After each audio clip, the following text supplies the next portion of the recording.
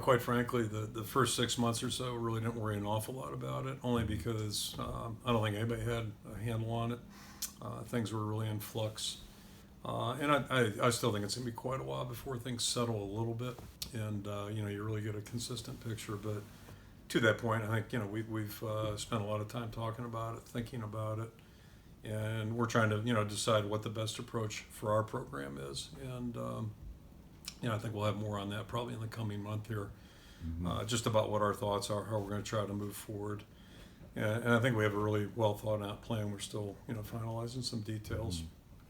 But all of it's still to give you an NFL analogy, I see us still being a team that's going to be built through recruiting and try to raise our own guys. And really, it's no different than 23 years ago. I mean, full disclosure, Brad Banks was not our first choice at quarterback. We wanted to get a high school quarterback. Unfortunately, the two guys we had ranked ahead of him both turned us down.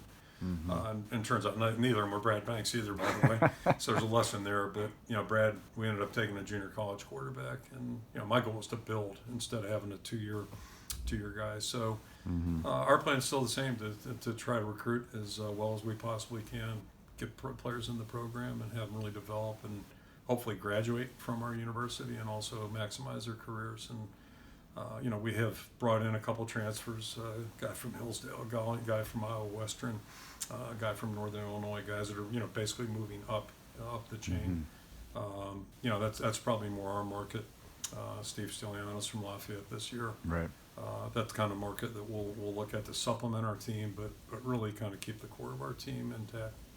So I think some of the reporting we've done, and I think Brian even said this on a podcast recently, that kind of the hope or sort of plan is sort of to, invest in the current roster as opposed to recruiting. Is that kind of your mentality as well? And also to kind of make it pretty even as far as, quote unquote collective money goes or whatever. I think that's going to be a major portion of our approach, and there will still be a free market aspect as well, and both internally, but also that world's going to exist outside.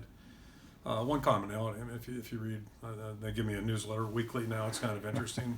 It's like science fiction sometimes. One common denominator: all the people you're reading about are high achievers. I think it was a 12-year-old golfer about 3 weeks ago signed a huge contract with Puma Golf. I didn't know Puma was still a company.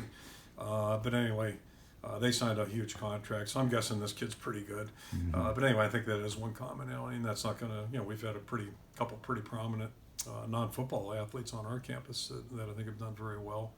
So I think that aspect can be there. But yeah, we're going to try to, invest in our team as we move forward, I think. And again, grow our team. That's kind of been our way of doing things for quite a while.